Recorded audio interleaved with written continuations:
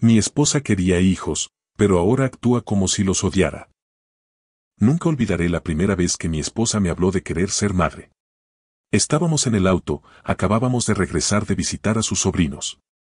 Llevábamos apenas un año de casados y, entre risas, me tomó la mano y dijo: «Quiero tener hijos contigo. No ahora, pero pronto». La miré y supe que hablaba en serio. Tenía esa expresión dulce y decidida que me enamoró desde el primer día. Siempre supe que ella soñaba con formar una familia, con llenar la casa de risas, juguetes y voces infantiles. Y yo también quería eso. No porque creciera idealizando la paternidad, sino porque, si era con ella, me atrevía a soñar más allá de mis propios miedos. Pasaron 2 años. Viajamos, ahorramos, cambiamos de trabajo y, cuando ambos nos sentimos listos, nos lanzamos a buscar un bebé. El proceso fue más difícil de lo que imaginamos. 6 meses, pruebas, lágrimas escondidas en el baño, y la tensión que no se decía pero se sentía. Pero cuando finalmente vimos las 2 rayitas en la prueba, ella lloró abrazada a mí, temblando. «Vamos a ser una familia, de verdad», susurró entre sollozos. El embarazo fue intenso, pero ella lo vivía como si flotara. Decoró la habitación del bebé con una ternura que me rompía por dentro. Me hablaba del futuro como si lo tuviera pintado frente a sus ojos, como serían los cumpleaños, los paseos al parque, incluso los primeros días de escuela. Yo la miraba y pensaba: ¿cómo tengo tanta suerte? Cuando nació nuestro primer hijo, un varón de cabello oscuro como ella, sentí que el mundo se detuvo. Vi cómo lo cargó por primera vez, con las mejillas empapadas de emoción. La maternidad le quedaba como un vestido hecho a medida. O al menos, eso pensé. Durante ese primer año, sí, hubo noches en vela, cólicos, pañales hasta el techo. Pero también hubo momentos en que la veía mecerlo mientras cantaba bajito, o llorar de emoción cuando él la miraba por primera vez con intención. Parecía feliz, cansada, sí, pero completa. Cuando decidimos buscar un segundo hijo, fue idea suya. Me sorprendió, pero me emocionó también. Yo había pensado que quizás deberíamos esperar un poco más, pero ella insistió con ese brillo ilusionado en los ojos. «Ahora o nunca», decía. «Así crecen juntos, serán mejores amigos». Y así fue como llegó nuestra hija, apenas 2 años después. La casa se llenó de más biberones, más ruido, más risas, y poco a poco, algo más. Algo más difícil de nombrar. Un cansancio en su voz. Un suspiro largo cada vez que los niños reían muy fuerte. Una mirada lejana cuando yo hablaba de llevarlos al parque. Al principio, creí que era yo el que imaginaba cosas. Tal vez solo estaba más cansada. Tal vez yo debía ayudar más. Me convencí de eso. Pero los días siguieron y ella comenzó a cambiar. Y yo empecé a preguntarme algo que me daba miedo siquiera pensar. ¿Mi esposa se arrepiente de haber tenido hijos? El cambio no fue repentino. No hubo un día exacto en que pudiera decir: aquí fue cuando todo comenzó a ir mal. Fue más como una lenta erosión, como si el brillo en sus ojos se fuera apagando de a poco, reemplazado por una sombra que no sabía cómo nombrar. Al principio, pensé que era cansancio. Nuestra hija lloraba mucho por las noches, tenía reflujo y dormía poco. Yo trabajaba hasta tarde y, aunque intentaba ayudar lo más que podía al llegar a casa, sabía que ella cargaba con lo más duro durante el día. Se lo dije una noche, mientras lavábamos los platos juntos. «Estás más callada últimamente, amor. ¿Estás bien?» Ella me miró, con una sonrisa forzada, como si no quisiera preocuparme. «Estoy bien, solo agotada», respondió. Le creí.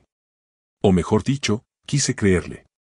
Pero los días pasaban y su humor se volvía cada vez más irritable. Los niños hacían cualquier cosa: tirar agua, ensuciar la alfombra, gritar jugando, y ella reaccionaba con un nivel de enojo que antes no existía en ella.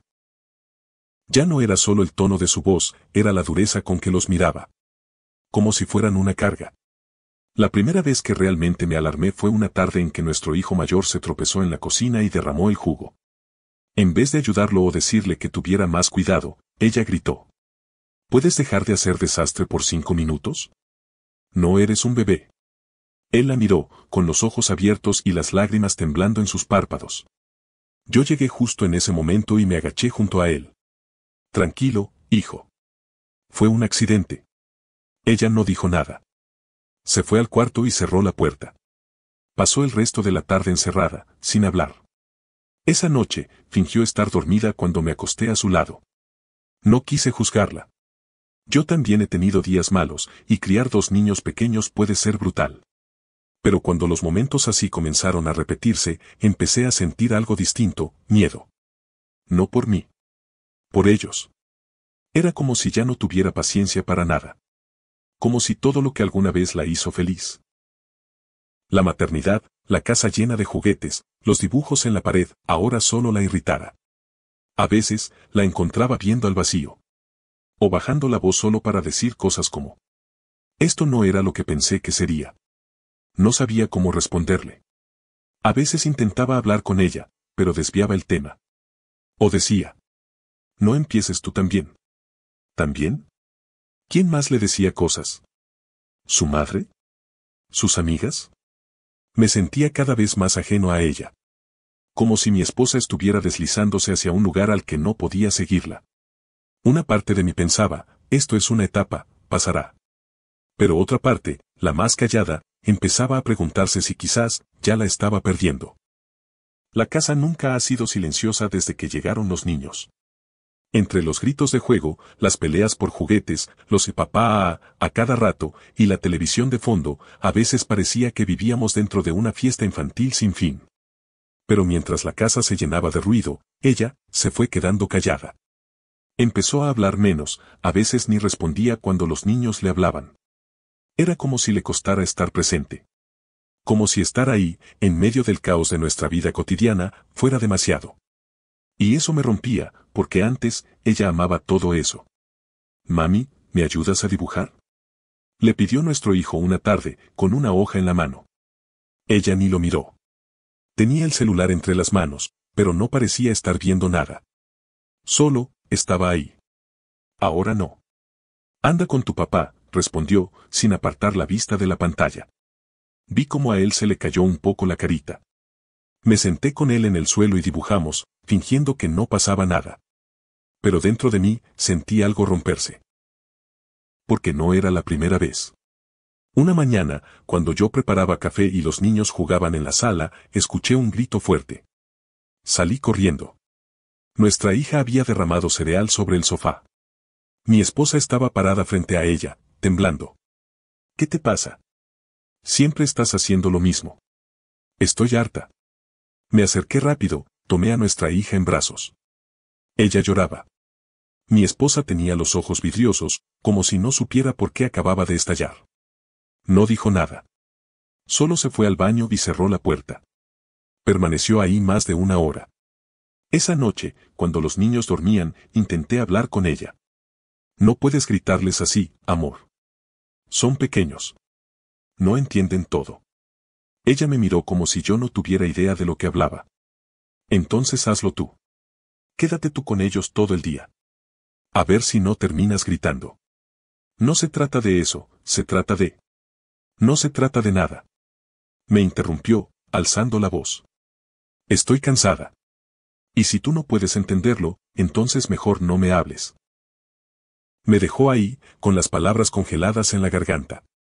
Esa fue la primera vez que me fui a dormir al sofá, no porque ella me lo pidiera, sino porque no sabía cómo estar junto a alguien que parecía odiar todo lo que construimos juntos. En el silencio de la sala, con solo el zumbido del refrigerador como compañía, me pregunté si había algo más. ¿Estaba deprimida? ¿Se sentía sola? ¿Había dejado de amarnos? Nunca me había sentido tan inútil. Lo peor no era que discutíamos. Lo peor era verla con los ojos vacíos, como si algo dentro de ella se hubiera apagado. Como si mis hijos ya no fueran su alegría, sino su carga. Y lo que más me aterraba era pensar que ese silencio que ella cargaba no fuera temporal, sino permanente. Había una culpa silenciosa que me seguía a todas partes. Estaba ahí cuando los niños reían y ella no los miraba. Cuando cenábamos juntos y ella solo empujaba la comida. Cuando yo la abrazaba por detrás y ella se tensaba como si mi tacto la incomodara. Me preguntaba si yo había hecho algo mal. Si empujar la idea de tener un segundo hijo había sido un error. Aunque fue ella quien lo propuso, ¿había sentido que debía hacerlo por mí? ¿Por no decepcionarme? ¿O por cumplir con esa imagen de familia perfecta que ambos construimos en nuestras cabezas? Una tarde, salí del trabajo antes para sorprenderlos con helado. Quería que saliéramos al parque, que recuperáramos algo de lo que habíamos perdido. Ella estaba en el sofá, viendo televisión con la mirada perdida. Le dije con una sonrisa. Vamos al parque. Hace buen clima. Llevé helado para todos. Los niños saltaron emocionados. Ella no. Solo suspiró y murmuró. Ve tú. Estoy cansada. Pero podríamos ir juntos. Como antes. Insistí, con suavidad. Ella se levantó de golpe, me miró con los ojos enrojecidos, y dijo. ¿Como antes? Ya nada es como antes. Estoy harta de fingir. Fingir. Esa palabra se me quedó clavada. Llevé a los niños solo, sonriendo por fuera, roto por dentro. Esa misma noche, busqué en internet, depresión postparto tardía, madres que rechazan a sus hijos, agotamiento emocional maternal. Leí artículos, hilos en foros, testimonios. Todo apuntaba a lo mismo, no estaba sola. Pero eso no me tranquilizaba. Porque aunque entendía que algo pasaba dentro de ella, no sabía cómo ayudarla si ella no quería hablar. Dudé mucho antes de hacerlo, pero llamé a la terapeuta con la que yo había ido hace años, cuando pasé por ansiedad laboral. Pedí una cita solo para mí. No porque creyera que yo era el problema, sino porque necesitaba orientación. Alguien que me ayudara a entender cómo acompañarla, o cómo seguir si ya no quería estar con nosotros. La terapeuta me escuchó con paciencia. Cuando terminé de contarle todo, guardó silencio unos segundos antes de decir. Lo que describes suena a una depresión profunda. No solo postparto. Puede haber algo más, más antiguo. Algo que ella arrastra y que ahora, con la presión de la maternidad, está saliendo a la superficie. Me recomendó animarla a hablar, sin confrontarla. Y que, si se negaba a recibir ayuda, cuidara yo de los niños emocionalmente. Que la maternidad no la definía como buena o mala persona, pero que sí era urgente que enfrentara lo que estaba pasando. Por ella. Y por todos. Salí de ahí con el corazón más pesado, pero con algo de claridad. Esa noche, mientras ella dormía de espaldas a mí, la miré largo rato. Pensé en la mujer con la que me casé. En la que me hacía reír hasta llorar. En la que se emocionaba viendo películas de bebés. Y sentí que, aunque estuviera a mi lado, la estaba perdiendo. Lentamente. Y que ella también se estaba perdiendo a sí misma. La ruptura no vino con gritos. No hubo platos rotos ni puertas cerradas de golpe. Solo una noche cualquiera, en la penumbra del dormitorio, mi esposa finalmente habló. Todo empezó con una discusión pequeña. Nuestra hija no quiso cenar y tiró su plato al suelo. El sonido del plástico golpeando las baldosas fue seguido por un grito seco de mi esposa, un grito cargado de furia contenida. Yo intervine, calmé la situación y llevé a los niños a sus camas. Cuando volví, ella estaba sentada en la oscuridad de la sala, con los codos sobre las rodillas y la cabeza entre las manos. No lloraba, pero su silencio era más fuerte que cualquier lamento. No sé qué hacer, dije, rompiendo la distancia que se había vuelto habitual entre nosotros. Te miro y no te reconozco, pero te sigo amando. Ella no levantó la cabeza. No deberías. Me arrodillé frente a ella, tomé sus manos con cuidado. Estoy aquí. Estoy contigo. Pero necesito saber qué pasa dentro de ti. No quiero adivinar más. Solo. Dime lo que sientes. Aunque me duela. Ella levantó la vista. Sus ojos estaban rojos, no por haber llorado, sino por haber aguantado demasiado. Estoy agotada, dijo. No solo físicamente. Es como si algo dentro de mí se hubiera roto y no supiera cómo repararlo. ¿Desde cuándo? No lo sé. Tal vez desde el segundo embarazo. Tal vez desde que nuestra hija nació y me sentí atrapada. Como si hubiera dejado de existir. Como si yo misma ya no importara. Me quedé en silencio, procesando cada palabra. No quería ser así. De verdad pensaba que sería una buena madre. Yo quería a los niños, los quiero. Pero a veces, cuando los escucho llorar o gritar, siento que me ahogo. Que me está tragando un agujero del que no sé cómo salir. ¿Por qué no me lo dijiste antes? Porque me da vergüenza. Porque se supone que debía estar feliz. Que esto era lo que quería. Y sí, lo era, pero no sabía cuánto me iba a costar. Se cubrió el rostro con las manos. Me odio por cómo los trato. Por lo que estoy sintiendo. No soy una mala persona, pero siento que me estoy volviendo una. Y cada día pierdo un poco más de mí misma. Me senté a su lado.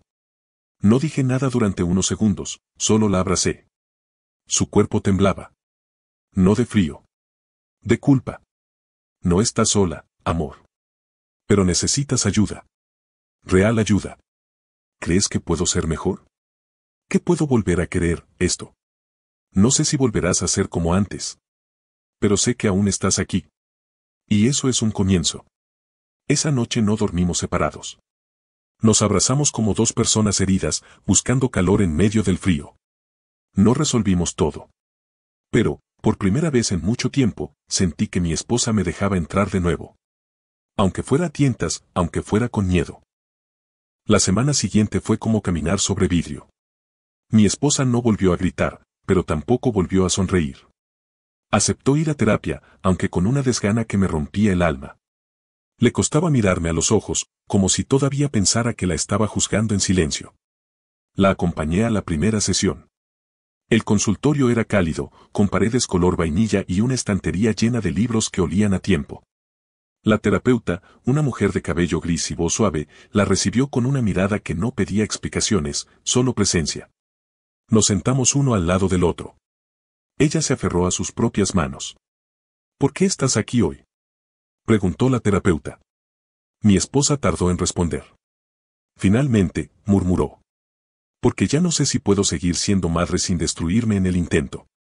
Ese fue el primer hilo que se rompió en voz alta.